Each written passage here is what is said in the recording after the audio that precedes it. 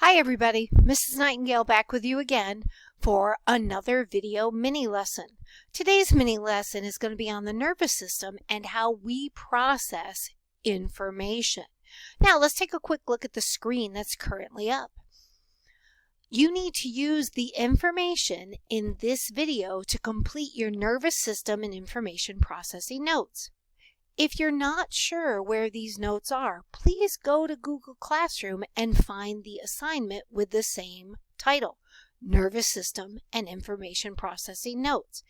In that assignment, you'll find a PDF that you need to put into Squid so that you can take these notes, and attached to that assignment, you'll find both of the videos you need.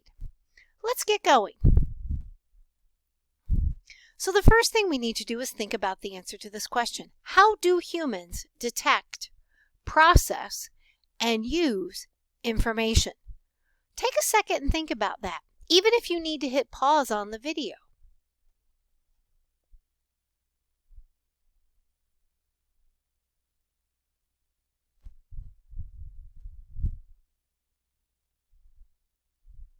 Okay, hopefully you've given yourself just a bit of time to think about that.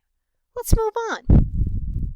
So the first thing you need to know is that we actually detect information in our environment using our five senses. And you can see the five senses currently on the screen. We can use our eyes, our sense of sight. We can use our ears, our sense of hearing. By the way, you'll also hear people refer to this as auditory processing. Eyes, you'll hear people refer to as visual. We can use our nose and smell things. This is our olfactory system. We can use our sense of touch. And of course, we can taste things. So what do we do with the information once we've detected it? Where does it go? How does it travel through the body? Let's take a look. So some information is moved around the body using neurons. Now what you see on the screen is actually an artist's drawing of a neuron. And neurons are just nerve cells. Now you do have different types of neurons in your body.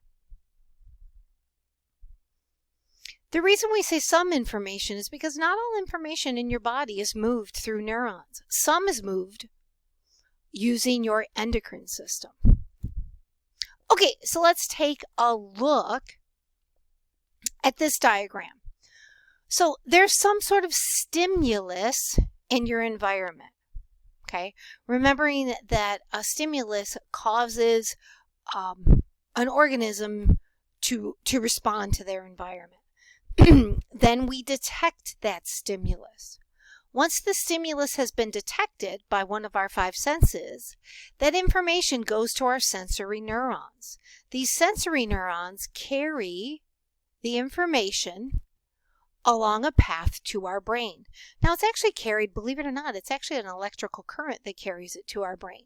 Once the information gets to our brain has to decide what to do with it. It has one of two choices. It can either take action or it can store the information as a memory. Now in this example, the brain has chosen to take action. When the brain chooses to take action, it has to send information from the brain to the rest of the body. This is done by motor neurons. Motor neurons carry information from your brain to the other parts of your body so that you can respond or make a response to the stimulus. Let's look at a specific example. Okay, here's the stimulus. Dirty, smelly socks. That's definitely a stimulus in my book. Your nose is the detector. It actually is carrying on detection. It detects this stimulus.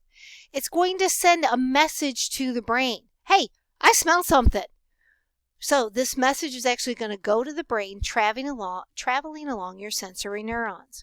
Once it gets to the brain has to decide what to do with it. So in this example, the brain is saying, it smells bad. Should I store this bad smell as a memory, or should I do something? Again, here, the brain has chosen to take action. It's going to send the impulse or the information from the brain to the body through the motor neurons. It's going to tell the body, hey, Throw those nasty socks away. Get up and move. Let's look at another example. Okay, in this example, the stimulus is a robin, and hopefully you're seeing quite a few robins in your yard or your local community as they usually return in spring.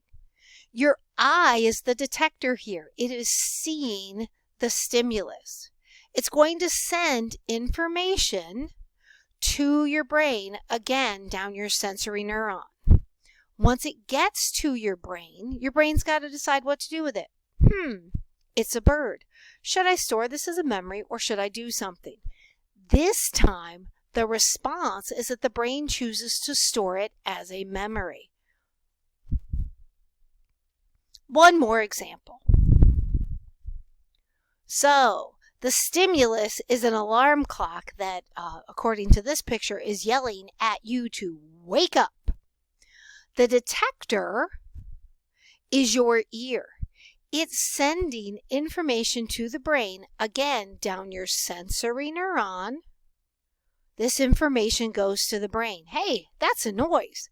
The brain says, hey, that's my alarm. Should I store this as a memory or should I get out of bed? The brain here chooses to take action and sends information down the motor neuron to have your muscles contract so you get out of bed.